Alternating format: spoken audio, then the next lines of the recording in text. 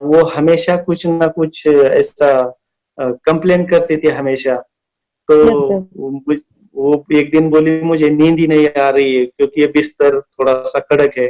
तो वो सारे लोग, राजा ने बताया कि जाओ फूल लेके आओ और फूल इसके जो जो उसका बेड है उसके ऊपर फूल बिछवा दो।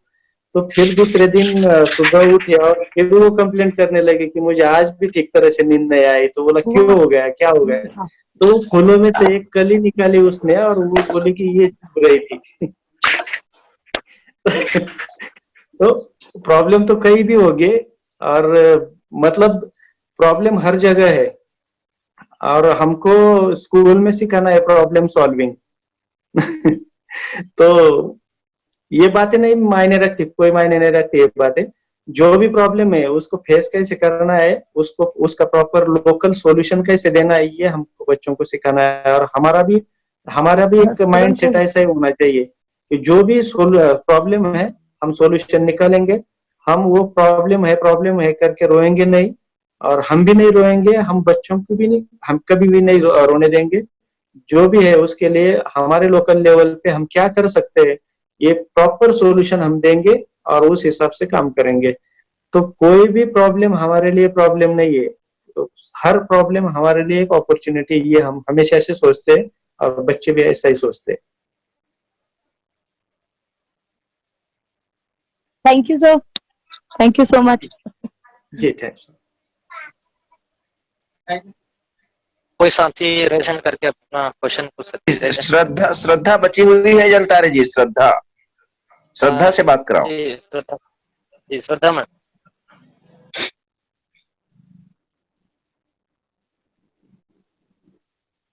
बोलिए मैम। श्रद्धा है, श्रद्धा नहीं है? हाँ है सर, है। हाँ बात कराओ। श्रद्धा बोलो, तुम्हारा प्रश्न बोलो। गुंजन मैम कुछ करना चाह रही है, शायद उनका नेटवर्क नहीं श्रद्धा मैम। बोलो श्रद्धा। यहाँ हेलो, नेटवर्क सही नहीं लग रहा सर। नहीं यहाँ बहुत पानी गिर रहा है, मैं भिलाई में बहुत बारिश हो रही है। हेलो, अच्छा और कोई दूसरा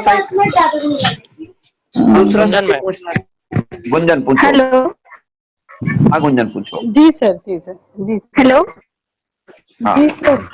हाँ सर, मैं सर से ये क्वेश्चन करना चाहती हूँ कि सर हमको जैसे अब ये हम तो इसको जीरो लेवल्स पे शुरू कर रहे हैं एक प्रोग्राम को अपने स्कूल में, तो हमको किस तरह से और कौन से विषय में सबसे पहले कार्य करना चाहिए सर? मेरे ख्याल से जो नीलेश सर ने जो ट्रेनिंग लिया था उसमें सारी बातें विस्तार से हो गई है। हमसे खुद से ही शुरू करना पड़ता है हमको। हम और अपने बच्चे दोनों का जो इंटरेक्शन है वो आगे का सारा जो अपना काम है या सारा जो ट्रैवल है उसका रास्ता अपने आप बना देता है। हमको वहां से शुरू करना है और ये धीरे धीरे बिल्कुल उसी ट्रैक से आगे जाता है जैसे हमारा स्कूल गया, आपका भी उसी ट्रैक से आगे जाएगा। शुरुआत वही से करनी पड़ेगी हमको। जी सर, जी सर, जरूर सर।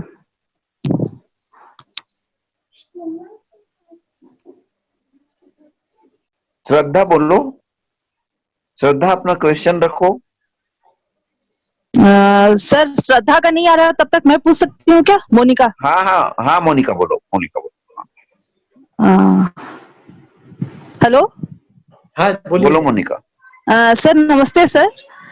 मैं जिस दिन से आपके स्कूल का वीडियो देखी उस दिन से मुझे बार बार एक ही चीज मतलब ध्यान में आ रहा है कि आपके स्कूल में सारे काम बच्चे स्वयं से कर रहे हैं, उनके लिए कोई टीचर खड़ा नहीं है, कोई इंस्ट्रक्टर नहीं है। तो सर बच्चों में ये स्व अनुशासन की भावना कैसे आपने जागृत की, मुझे ये जानना है सर। इसके लिए मैम हमको एक खुद से शुरू करना पड़ता है हर काम। और ये जो हम जिसको संस्कार बोलते हैं या जो भी स्वानुशासन या जो भी बोलते हैं हम ये खुद से शुरू करके बच्चों में डालना ये सबसे आसान तरीका है और आसान रास्ता है सबसे। तो ये पहले हमको देख के बच्चे सीख जाते हैं, हमको देख के बच्चे वो आदत ले लेते, उठा लेते हैं हमसे वो आदत। तो सबसे पहले हमको करना चाहिए जो भी है। और अगर कोई कुछ काम हम कर रहे हैं स्कूल में, तो बच्चे तो अपने आप आगे आते हैं और चलो सर हम करते हैं, ऐसा बोल के हमारे हाथ से वो काम ले लेते हैं। तो ये स्वानुशासन के लिए मैंने पिछली बार बोला था कि अनुशासन के अलावा हमको स्वानुशासन पे ध्यान देना चाहिए। अनुशासन एक डर जैसा माहौल पैदा करने वाली बात है, और डर और शिक्षा दोनों एक साथ कभी नहीं चल सकते। तो स्वानुशासन के लिए हमको बच्चों को जैसे हमेशा बताया जाता है कि जो 21st सेंचुरी स्किल्स है कि क्रिटिकल थिंक करना पड़ता है, या फिर बच्चों को कोलैबोरेटिव काम में अवसर देना पड़ता है, या ये सारी बातें करने के बाद उनके अंदर ये भावना जग जाती है कि चलो हम कुछ तो एक व्यक्तित्व है और हमारी भी एक सोच है, और वो सोच के बाद हम हम खुद से किसी चीज में हम खुद से भी सोचेंगे और उस कोई निर्णय लेंगे। और जैसे डेमोक्रेटिक लेवल पे, डेमोक्रेटिक वे से हम अपनी बात रखेंगे और उस बात के जरिए हम अपने स्कूल में अपना काम करेंगे। तो ये सारी सोच बच्चों में अपने आप आ जाती है। बस उनके लिए एक माहौल, अच्छी तरह का माहौल अपने स्कूल में होना चाहिए, वो हम तैयार करके देते हैं। एक इक्विटी और इक्वालिटी की हम हमेशा बात करते हैं स्कूल में। तो हम कभी कभी ऐसा होता है कि हम सिर्फ बात करते हैं, हम उसके ऊपर खुद नहीं चलते। तो हमको खुद को चलना है, हर एक जो इथिक्स और मॉरल्स है उसके ऊपर हमको खुद को चलना है पहले, और फिर बच्चे देखेंगे और फिर वो चलेंगे। अगर उनको ऐसा लगता है कि ये सिर्फ बोलते हैं, हमको बताते हैं और खुद नहीं अप्लाई करते, तो वो हमारी बात नहीं मानेंगे कभी भी। तो जितने भी जैसे स्वयं अनुशासन है, जैसे कोई भी एक इथिक्स वाली मॉरल वाली चीज हो, हमको खुद शुरू करनी पड़ती है अपनी जिंदगी में बच्चों के सामने। एक चीज मैंने सुनी थी कि बच्चों के सामने आपको जो है पूरा दिन भर का एक आप जैसे उनके लिए मॉडल हो, ये पूरा नाटक ड्रामा आपको बच्चों के सामने करना पड़ता है। और कौन बोल रहा था मुझे नाम अभी याद नहीं, मगर उन्होंने बोला था कि इसका तो आप पेमेंट लेते हैं बच्चों के सामने एक मॉडल होने का, ड्रामा करने का। मगर ये थोड़ी सी जोक वाला पार्ट है इसमें। मैं ये सोचता हूँ कि आप ड्रामा ज्यादा देर तक नहीं कर सकते। अगर ये झूठ वाला ड्रामा है तो बहुत जल्दी ओपन हो जाता है, एक्सपोज हो जाता है बहुत जल्दी। और अगर एक्सपोज हो गया उनके सामने तो फिर वो किसी के ऊपर भरोसा नहीं करते। हम ड्रामा नहीं कर सकते, हम एक्चुअल में हमारा जो सिस्टम है टीचर का, एक इंटरनल सिस्टम होता है ना अपना सॉफ्टवेयर, तो उसमें हमको सारे चेंजेस करने पड़ते हैं और खुद को बदल के लेना पड़ता है, और फिर उनके सामने खड़ा होना पड़ता है हमको। फिर बच्चे अपने आप अनुशासन हो या बाकी सारे मॉरल्स हो उसके ऊपर चलना शुरू कर देते हैं। और फिर वो हमको बताना ही नहीं पड़ता कभी। मैंने पिछली बार बताया था कि पिछले 7 साल में 2 बच्चे आपस में झगड़ा हुआ है, 2 बच्चों का। ऐसा एक भी घटना ऐसी नहीं हुई है स्कूल में। तो ये इतना कॉन्फिडेंटली हम बोल सकते हैं तभी जब हम वो माहौल अपने खुद से शुरू करते हैं। जो शायद गांधी जी ने बोला था कि आप दुनिया को बदलना चाहते हो और जैसा करना चाहते हो आप खुद वैसा हो जाओ, दुनिया अपने आप हो जाएगी। Thank you. बहुत बढ़िया, धन्यवाद सर, धन्यवाद सर। मेरा भी क्वेश्चन और अगला प्रश्न आप करिए। सर मेरा भी क्वेश्चन है, मैं विद्या। हाँ सर, विद्या बोलो। हाँ सर, हम कहते हैं कि विद्यालय, मतलब हम जानते हैं कि विद्यालय समाज का एक हिस्सा होता है। तो जैसे आपने इस पद्धति को जब अपनाया तो समाज के लोग उसे किस तरह से अपनाएं, क्योंकि वो पुरानी रूढ़िवादी परंपरा उसमें चले आ रहे हैं। तो वो जब आपने नई पद्धति से और नए तरीके से जब इस चीज को किया तो गांव के लोग और समाज के लोगों ने इसे किस तरह से एक्सेप्ट किया और आपने कैसे एक्सेप्ट कराया उन्हें, बस ये जानना चाहती सर। जी मैम, इसके लिए कोई अगर कोई उनके सामने गया और बोलने लगा कि हम ऐसा करेंगे, ये करेंगे, वो करेंगे, और सिर्फ बातें ही करने लगा, तो वो लोग भरोसा नहीं करते। हमको पहले प्रूफ दिखाना पड़ता है, और प्रूफ दिखाने के लिए कुछ भी ना बोलते हुए हमको सिर्फ बच्चों के साथ पहले काम करना पड़ता है। जब हम बच्चों के साथ काम करते हैं तो सारे जो मैसेजेस है बच्चों के जरिए गांव के लोगों तक या पेरेंट्स तक जाते हैं, और वो उस मैसेजेस के जरिए हम स्कूल को परखते हैं, या एक हमारे और स्कूल की एक इमेज उनके दिमाग में तैयार हो जाती है। मगर वो बच्चों के जरिए अगर गई तो अच्छी तरह से तैयार हो जाती है।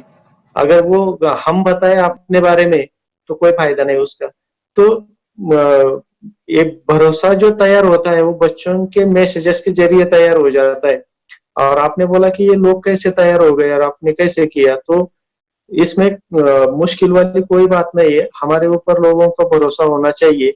वो भरोसा बच्चों के मैसेजेस के जरिए तैयार हो जाता है।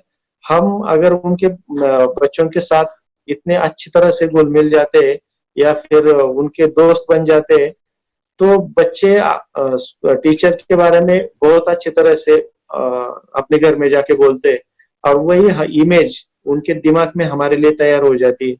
और एक बार हमने बच्चों का भरोसा अगर हम जीत लिया तो उसके बाद हमारे लिए बहुत सारी बातें आसान हो जाती है। भरोसा होना ये बहुत बड़ी बात है। हमारा काम हम कितने लेवल तक ले जा सकते हैं या कितने स्पीड से कर सकते हैं। और भरोसा भी ऐसे ही नहीं करते, कोई हमारे बोलने से कोई हम पे भरोसा नहीं करेगा। लोग हमको परखते हैं बहुत अच्छी तरह से। मैं हमेशा बोलता हूँ कि सोना अगर हम खरीदते हैं तो पहले हम जांचते हैं उसको कि ये सोना है, तो हम इसको अग्नि में डालेंगे या फिर एसिड में डालेंगे। उसमें अगर ये साबित हो गया और उसमें टिक गया ये, तो फिर हम इसको कान में लगाते हैं, नाक में लगाते हैं या गले में पहनते हैं। तो ये भरोसा ऐसा होता है कि लोग हमको परखते हैं, हमको एग्जामिन करते रहते हैं लोग हमेशा। और उसमें अगर हम पास हो गए तो फिर हमको वो सर पे लेके घूमते हैं।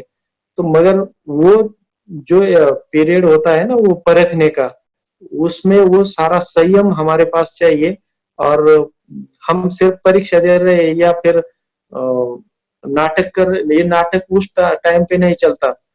हमको अपना सही रूप उस टाइप का होना चाहिए। एक शिक्षक का नेचर होना चाहिए, उस टाइप का हमारा नेचर होना चाहिए। फिर हम लोगों की जो परीक्षा है उसमें हम पास हो जाते हैं। और फिर भरोसा एक बार जीत लिया तो अगर हम उनको बोलेंगे ना कि आप कोई भी मुश्किल काम करो, तो सिर्फ गुरुजी ने बोला है इसके लिए वो लोग वो काम करेंगे, चाहे वो सही हो या गलत हो। एक बार ये भरोसे वाली बात है, एक बार वो जीत लिया तो बाकी सब कुछ आसान है, बहुत आसान बहुत जी सर, थैंक यू। हाँ, और पूछो। शालिनी टोप्पो पूछना चाह रही थी। शालिनी पूछो। शालिनी पूछो। श्रद्धा। शालिनी। हेलो सर, मैं मेघा सर। हाँ हाँ, मेघा पूछो। मेघा जी सर। पूछो। सर से मेरा एक सवाल है सर, कि जैसे हम क्लास में छोटे बच्चों को बहुत जल्दी, मतलब छोटे बच्चों में उतना वो होता है, एफर्ट होता है कि वो बहुत जल्दी सीख जाते हैं, या वो हमारी बात सुनते भी हैं और समझते हैं और करने की कोशिश भी करते हैं, जल्दी से जल्दी कर लेते हैं सर। किंतु जो बड़े बच्चे हैं 9, उनको हम क्योंकि उन पर परिस्थिति का और माहौल का बहुत जल्दी असर पड़ता है सर, चाहे वो घर की, परिवार की या समाज की परिस्थिति हो, उसका माहौल का बहुत जल्दी असर होता है। तो हम उनको कैसे ट्रीट करें सर? उनके लिए कोई योजना हो सर के पास तो? छोटे बच्चों के लिए हमको ज्यादा आसान होता है। ऐसा नहीं कि छोटे बच्चे बहुत अच्छे होते हैं, मगर नहीं सर, पर सुनते हैं सर वो हमारी बात को। नहीं सुनते हैं, मगर वो सुनने के लिए कारण अलग होता है। हम उनसे वो करवा ले सकते हैं छोटे बच्चों से, ये कारण है उसके लिए। बड़े बच्चों के लिए वो सारा अप्लाई नहीं कर सकते हम जो छोटे बच्चों के लिए अप्लाई कर सकते हैं। जी बड़े बच्चों के लिए क्लियर शब्दों में बोल दो ना दत्ता, क्या नहीं कर सकते? बड़े बड़े बच्चों के लिए अगर हमको काम करना है उनके वो साथ, तो एक ही सॉल्यूशन है उसके लिए कि हम, अगर उनको कोई पूछे कि तुम्हारा सबसे करीबी दोस्त कौन है, तो अपने टीचर का नाम उन्होंने बताना चाहिए बस। ये 9th 10th वाले जो बच्चे होते हैं ना, 8 9 10, जी हाँ, इनके लिए ये हमारा रवैया सबसे अच्छी तरह से चलता है। जो बात वो घर पे नहीं बोल सकते वो हमको आके बोलनी चाहिए उन्होंने। और उनसे 2 साल एज हमारी ज्यादा है, ऐसा सिचुएशन हमको मेंटेन करना पड़ता है। 2 साल उनसे बड़े ऐसे दोस्त हैं हम उनके, ऐसा सिचुएशन हमको मेंटेन करना पड़ता है। और ये अगर हम कर सके तो बड़े बच्चों का एक भी कंप्लेंट हम कहीं नहीं करेंगे, इतने अच्छे तरह से वो हमारे साथ में घुल मिल जाते। जी सर, थैंक यू सर। मतलब हमको दोस्ती वाला रवैया अपनाना पड़ेगा बच्चों के साथ। बस वही है, दूसरा कोई चारा नहीं है। जी sir, thank you sir, thank you. जी जी। श्रद्धा बोलो, शालिनी तुम भी बोलो। शालिनी या श्रद्धा या कोई दूसरा क्वेश्चन? जलतारे जी ले लो आप दूसरा क्वेश्चन और किसी का। हेलो हाँ बोलो। Hello Aadyam ma'am. हाँ आद्यम बोलो, आद्यम बोलो। Yes sir, hello. हाँ बोलो। हाँ बोलिए। आद्यम बोलो। हाँ जी सर, नमस्ते सर। नमस्ते के लफड़े से दूर हो। हाँ वीडियो ऑफ कर लो। आवाज आ रही है? अब आ रही है। वीडियो ऑफ कर लीजिए ना। आवाज आ रही है सर? जी जी आ रही है। आ रही है। हाँ सर। सर मेरा सवाल था कि जैसे आप अपने स्कूल में बच्चों को कुछ सिखाते हैं, जैसे कंप्यूटर प्रोग्रामिंग या फिर 3D एनिमेशन वगैरह, तो इससे 100% बच्चों को करना कंपलसरी रहता है कि या वे अपने इंटरेस्ट के अनुसार ही उसको करते हैं?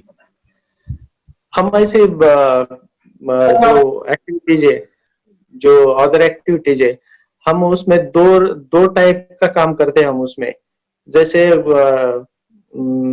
कंप्यूटर प्रोग्रामिंग है या म्यूजिक है, तो कंप्यूटर प्रोग्रामिंग बेसिक तो सबको आना चाहिए कि आगे जाके ये हमको पता है अभी कि जो अगला 20-25 साल के बाद जो माहौल आने वाला है दुनिया का, कंप्यूटर प्रोग्रामिंग इसमें मस्ट है। अगर कोई नहीं सीख रहा है कंप्यूटर प्रोग्रामिंग या नहीं कर रहा है कोई, तो आगे जाके उसको निरक्षर बोला जाएगा। तो बेसिक तो सबको पता होना चाहिए, तो बेसिक कंपलसरी है हमारे यहाँ।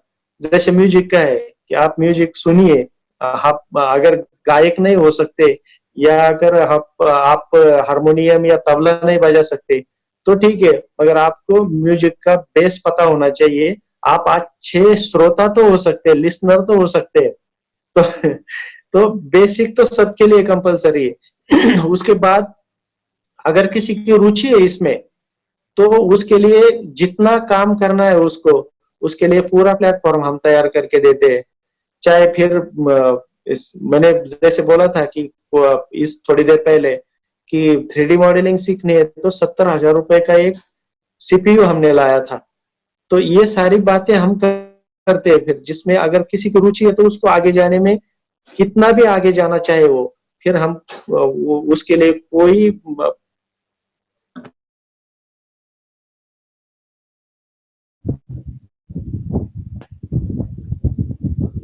आवाज नहीं आ रही सर आपकी? हेलो हेलो सर, आवाज नहीं आ रही है आपकी? वारे सर। हाँ, उसका कुछ कनेक्शन का प्रॉब्लम हुआ लगता है। जी सर। नेटवर्क का कोई प्रॉब्लम है। जी सर, जी सर। तो तब तक आप कुछ नहीं, मैं कुछ नहीं, आप ही बोलो सुनील। जी जी जी। तो आद्यम जो सर वैसे आ जाएंगे और वो जवाब भी देंगे, पर जहां तक मैं जब उस स्कूल में देखा, 2-3 दिन रहा, तो बच्चे अपने रुचि के अनुसार बहुत स्वानुशासित तरीके से हर चीज वो सीखते हैं। और मैं तो देख के बहुत आश्चर्यचकित हो गया कि वैसा एक भी सामान नहीं है जो उस स्कूल में ना हो। संगीत के सारे सामान, कंप्यूटर के सारे सामान, साइंस लैब में सारे सामान, और बच्चे अपने रुचि के अनुसार जाते हैं। लेकिन वहां सिर्फ एक ही रखी जाती है कि आप पहले अपना 3 महीने में कोर्स कंप्लीट करो, और 3 महीने में कोर्स कंप्लीट करने के बाद ही आप कोई दूसरा चीज सीख सकते हैं। जी ये बहुत महत्वपूर्ण मामला है, और सर आ जाएंगे तो शायद वो जवाब देंगे तो ज्यादा अच्छा लगेगा मेरे जवाब देने की अपेक्षा। जी सर। जी जी। तो और कोई दूसरा प्रश्न है तो बोले, तब तक सर आ जाएंगे। आद्यम, और कोई प्रश्न है? नहीं सर, नहीं, ये हाँ। यही क्वेश्चन था। Thank you. श्रद्धा, तुम बोलो, तुम बहुत देर से हाथ उठाई हो, पकड़ में ही नहीं आ रही हो, क्या दिक्कत आ गई श्रद्धा?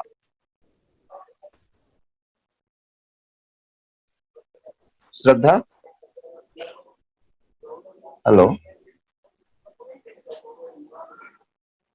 हरीश का कुछ क्वेश्चन है। हरीश का सर, ये हरीश ही है जिसने कल डाल। हेलो, हाँ श्रद्धा बोलो। हाँ सर, रश्मि अग्रवाल बोल रही हूँ सर। नमस्ते। हाँ रश्मि बोलो, नमस्ते बोलो। सर मेरा क्वेश्चन था कि छत्तीसगढ़ में पलायन की समस्या बहुत होती है। जैसे प्राइमरी स्कूल में पहली और दूसरी के बच्चों को पालक ले जाते हैं मिड में या एंडिंग में, तो उससे क्या बच्चे फिर जितना सिखाए रहो वो अगले क्लास में आते हैं तो भूल जाते हैं। तो उसकी वजह से भी पढ़ाई है, मतलब बच्चों की जो क्वालिफिकेशन है या एजुकेशन लेवल है थोड़ा कम हो जाता है, क्योंकि वो बाकी बच्चों से थोड़े पीछे हो जाते हैं। तो ये भी एक समस्या है छत्तीसगढ़ में। तो प्रश्न क्या है सर? उसकी प्रॉब्लम को मतलब सॉल्यूशन कैसे किया जा सकता है कि बच्चों को पलायन कम से कम किया जा सके? वैसे या फिर वो अगर चले भी गए हैं सर, और अगर मान लीजिए वो चले भी गए हैं, मान लीजिए कि क्लास 1 में चले गए वो, अब क्लास 2 में आ रहे हैं, तो हम उनको कैसे उस जो बीच का पीरियड है उसको हम कैसे कवर कर सके, ये मेरा क्वेश्चन है। तो मेरे को लगता है वहां पर वैसा प्रॉब्लम नहीं है, तो उस पर तो अपन यहाँ अलग से बात कर सकते हैं रश्मि, है ना। मेरा ये चूंकि नहीं, मैं बता दूं सुनील, मैं बता दूं। हाँ, बिल्कुल स्वागत है सर। जी सर, जी सर। ये दत्ता के स्कूल में ये प्रॉब्लम नहीं है ना, लेकिन महाराष्ट्र में है, बहुत प्रॉब्लम है ना। तो आज जैसे प्रतिभा बराडे है, वो भी ऐसी बड़ी हीरोइन है तो उनका आज हम लोगों ने वेब टॉक रखा था और 2382 लोगों ने एक साथ देखा, ठीक है। तो उसमें बाल रक्षक क्रांति ऐसा हम लोगों ने यहाँ पे चलाया। तो यहाँ पे कुछ शिक्षक हैं जो बहुत बढ़िया कर रहे थे, जैसे दत्तात्रेय वाले इस चीज में अच्छा काम कर रहे हैं, तो कोई है पलायन को रोकने के लिए अच्छा काम कर रहे हैं, तो कोई है टेक्नोलॉजी में बहुत बढ़िया, जैसे रश्मि जी टेक्नोलॉजी में अच्छा काम कर रही है, उनसे हमारी बात हुई उस दिन। तो जो शिक्षक जिस क्षेत्र में अच्छा काम कर रहा है उस शिक्षकों का वैसा ही समूह बनाया। मैं शिक्षा सचिव था तो मेरे हाथ में ये सारे अधिकार थे, और शिक्षा सचिव की बात सब लोग सुनते ही हैं। तो जो भी जहां भी जिस चीज में अच्छा दिखा उनको उठाया, उनका व्हाट्सएप ग्रुप बनाया, उन्हीं से ट्रेनिंग मॉड्यूल बनवाया और उन्हीं को ट्रेनर बनाया और उनसे ट्रेनिंग करा दी।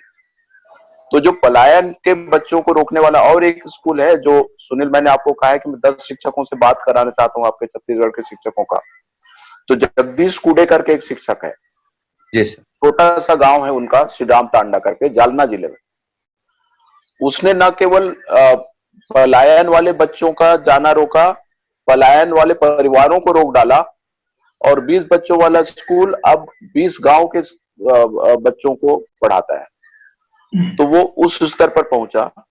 तो फिर उससे हम सब सीखते चले गए। फिर भरत काड़े है औरंगाबाद जिला में, ऐसे शिक्षक के बाद शिक्षक मिलने लगे, सबकी टीम बनाई और बाल रक्षक ट्रेनिंग कराया पूरे राज्य के शिक्षकों को कि बच्चों के बारे में आप क्या सोचे, ताकि परिवार की मजबूरी हो पलायन की, क्योंकि परिवार का रोजी रोटी का सवाल है, उनको हो सकता है जाना ही पड़े।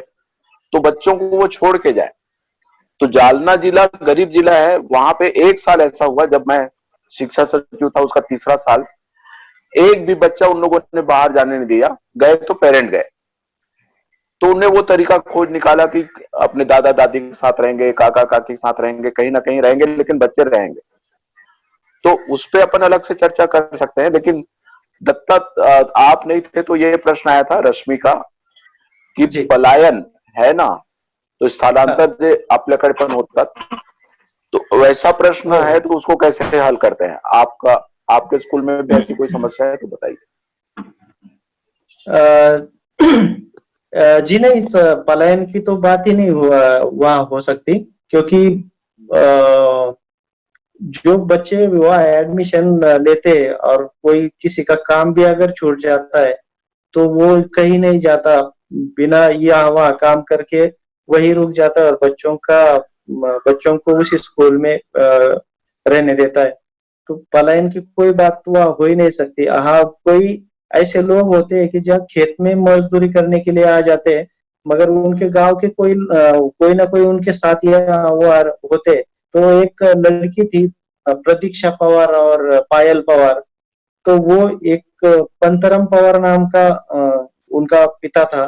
तो उन्होंने जब उनको गांव जाना पड़ा 1 साल के लिए, तो उनके गांव की एक फैमिली थी दूसरे, यहाँ संतोष पवार उसका नाम था। तो उनके घर पे उन्होंने वो 2 बेटियों को रखा था और वहां से वो स्कूल में आते थे। कोई ना कोई सोल्यूशन निकल जाता है हमेशा। तो मगर वो स्कूल से जाते नहीं बच्चे किधर भी।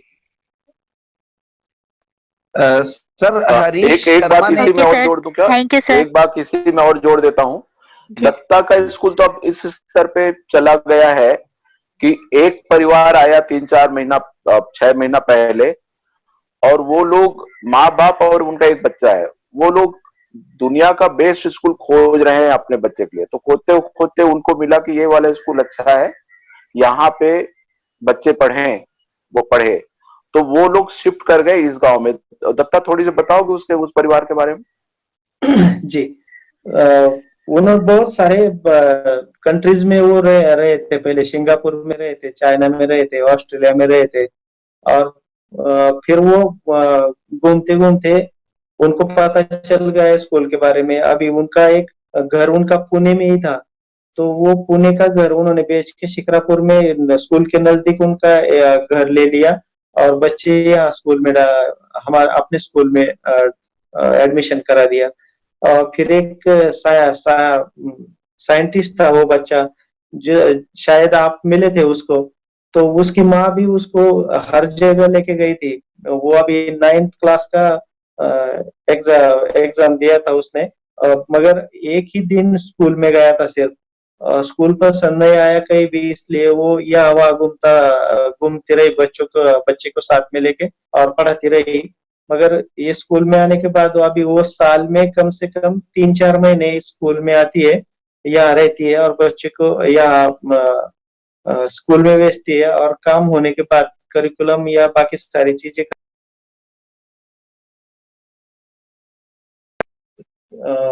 जहाँ कुछ प्रोजेक्ट से आप बच्चे को कुछ एक्सपोजर देना है, वहां लेके जाती है बच्चों को। ऐसे कई सारे फैमिलीज है ऐसे कि बहुत खोज करने के बाद वहां आ गए और उनको अच्छा लगा और एडमिशन कर दिया उन्होंने उधर। सर हरीश का एक प्रश्न था, उसके मोबाइल में कुछ प्रॉब्लम है, तो उसने प्रश्न को लिखा है, उन्होंने लिखा है कि स्कूल में अलग अलग स्टैंडर्ड के बच्चों को लैंग्वेज लर्निंग का एक्सपोजर किस प्रकार दिया जाता है? हाँ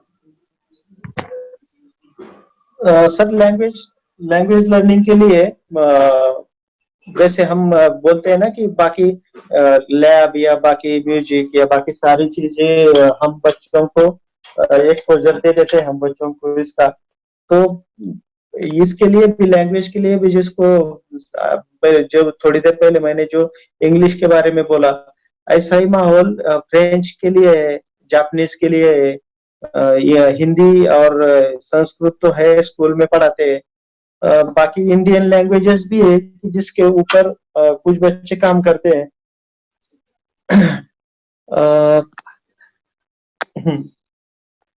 तो ये सारे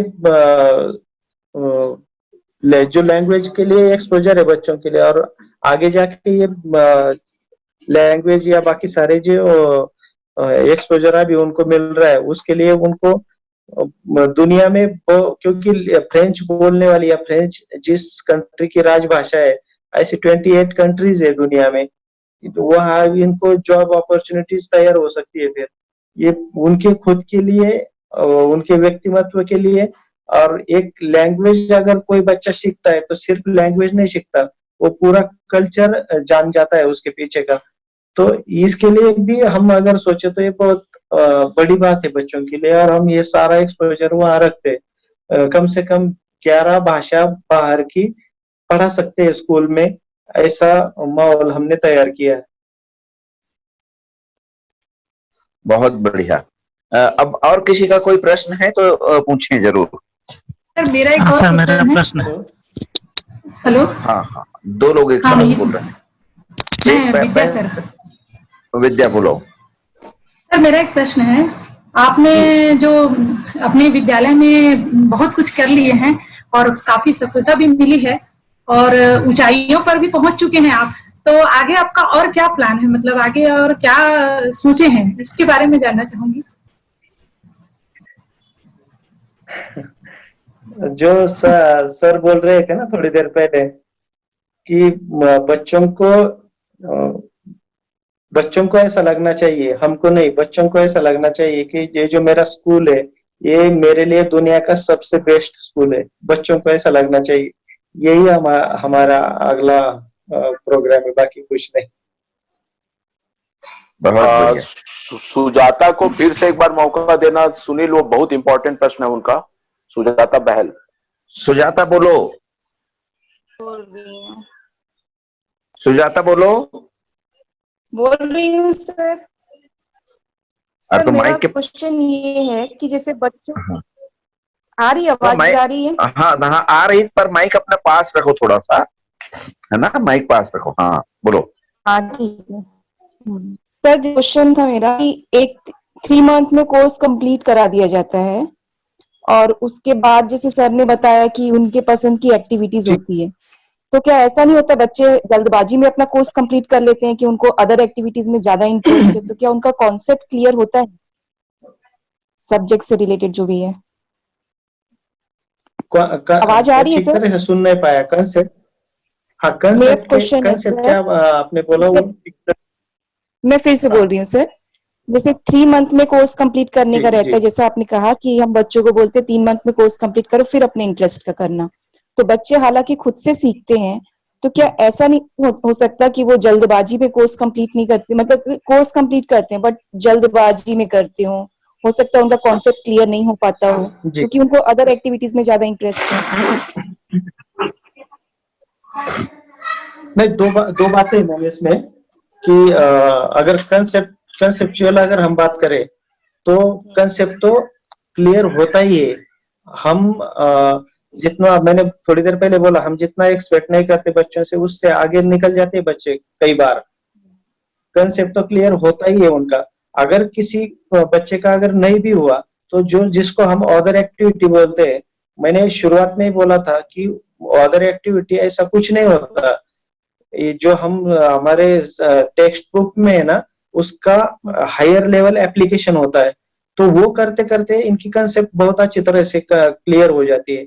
दूसरी एक बात है कि बुक पढ़ना और उसके लिए एग्जाम देना, ये रटने वाली बात होती है, मगर अगर कोई बाहर का एक्सपोजर उनको मिलता है अदर एक्टिविटी थ्रू, तो इनके समझ में आ जाता है कि हमारे यहाँ ऐसा एक बोला जाता है कि मैंने सुना और मैं भूल गया, मैंने देखा और मुझे समझ में आ गया और मैंने हाथ से किया, खुद अपने हाथ से किया तो मैं जान गया। तो ये जानने वाली बात है एक्टिविटी, मतलब ये पूरी रिलेटेड होती है अपनी बुक्स और उनकी कंसेप्ट के अंदर ही रिलेटेड होती है। मैंने पिछली बार बोला था कि बच्चों को जहाँ ईंटें बनाते हैं वहां लेके जाते, जिसको ईंट भट्टी बोलते हैं हमारे यहाँ, तो वहां लेके जाने के बाद वो जो ढांचा होता है ना ईंट बनाने का साँचा, तो उसके अंदर जब मिट्टी डालते हैं तब हम बता सकते हैं कि इसको बोलते हैं घनफल, क्यूब। क्यूब क्या होता है और उसका क्या सूत्र होता है, तब समझ में आ जाता है। तो कितने भी अदर एक्टिविटीज हो, उस अदर एक्टिविटीज को करिकुलम के साथ कैसे जोड़ना है, ये टीचर का काम है। और ये बहुत अच्छी तरह से करने वाला टीचर अपने बच्चों को कंसेप्चुअल बहुत अच्छी तरह की शिक्षा दे सकता है। जी सर, वही पूछना था कि एक्टिविटीज उससे रिलेटेड होती भी है कि नहीं? जी जी होती है, उसके रिलेटेड। उसको इंटीग्रेटेड करिकुलम बोलते हैं ना आप लोग दत्ता? जी उसको इंटीग्रेटेड करिकुलम भी बोलते हैं ना उसको, आप सब बहुत सारे काम अलग अलग तरीके से करते हैं, है ना?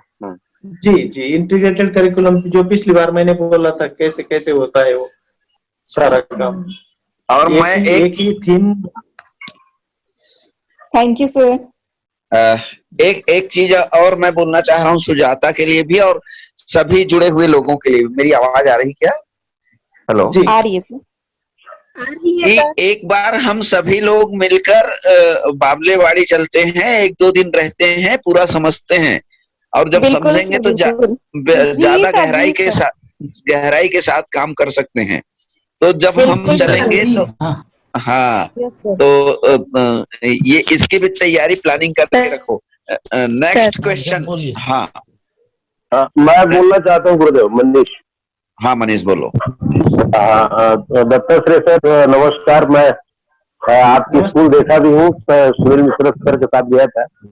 और जी सर आप जो हम चर्चा भी किया आपने कि कोई भी चीज हमको स्वयं से पहल करने की आवश्यकता है, तो आपने अपने स्कूल में बहुत से बच्चों को सीखने के स्रोत उपलब्ध कराए हैं, संसाधन उपलब्ध कराए हैं। तो मैं चाहता हूँ सर कि शुरुआत में जब कम्युनिटी का सपोर्ट मिलने पहले आपने भी अपने पास से बहुत से पैसे खर्च किए होंगे स्कूल के लिए, तो उस संबंध में कुछ जानना चाहता हूँ सर। जी सर अक्सर इस बात को मैं कभी बाहर बताया नहीं कभी मैंने, जो मैंने खर्च किया है या नहीं किया है। मैंने शुरुआत में ही क्लियर किया है कि अगर ये स्कूल मेरा है और मेरा काम है, तो जो भी मैं कर रहा हूँ तो इसके लिए ये मेरा पैसा है या दूसरे का पैसा है, कोई फर्क नहीं पड़ता। और जो काम मुझे करना है और उसके अगर पैसों की प्रॉब्लम है तो मैं वो प्रॉब्लम को वो उसके मतलब वो मैं सह नहीं सकता कि